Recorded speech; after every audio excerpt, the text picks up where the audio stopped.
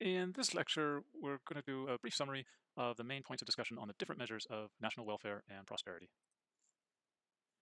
We have looked at 4 different measures of national welfare and prosperity: the gross domestic product, GDP, the Human Development Index, the HDI, the Genuine Progress Indicator, the GPI, and last but certainly not least, we looked at the video on the idea of gross national happiness, GNH. I don't expect you to memorize all of the details of how exactly these indicators are calculated, but I do want you to know the big picture and the ideas and concepts behind them. So let's look at all of the measures together and highlight some of the common themes and differences. Our starting point was the gross domestic product, which focuses exclusively on market spending. The GDP was invented in the 1930s, and it is the most widely used indicator for national welfare, even though its developer, Simon Kuznets, warned about its use for measuring welfare right from the very beginning. We looked at the Human Development Index, which is used by the United Nations Development Program. Here, the focus is not only on spending, which is used as an indicator for the people's standard of living, but also on health and schooling or education. The idea of this measure is to encourage the development of the human capacity in addition to economic development. The Genuine Progress Indicator is grounded in the thinking of sustainability and aims to provide a more comprehensive perspective on human welfare. It includes both market and non-market contributions to welfare, and it explicitly accounts for the social and environmental costs associated with the production of human welfare.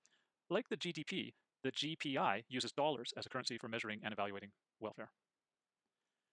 Gross national happiness takes a completely different approach that doesn't look at economic measures at all.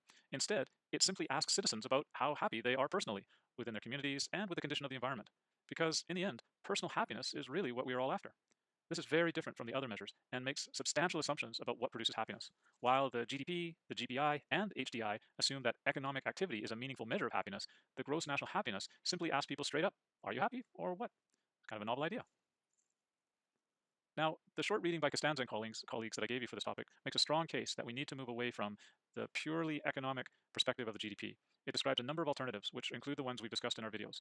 Then, this paper classifies the different approaches into adjusted economic measures, weighted composite measures, and subjective measures. I want you to understand these different categories and be able to provide examples for them.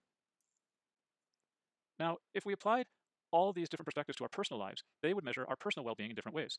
The GDP would only consider your personal spending. The HDI would combine your personal spending with measures of your health and education.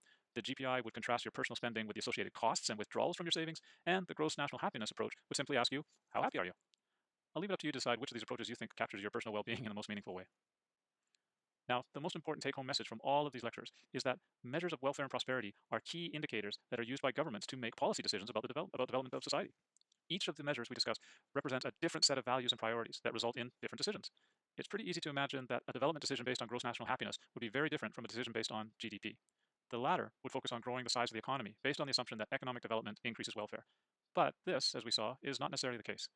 We should therefore focus on other indicators to assess welfare in a more meaningful way.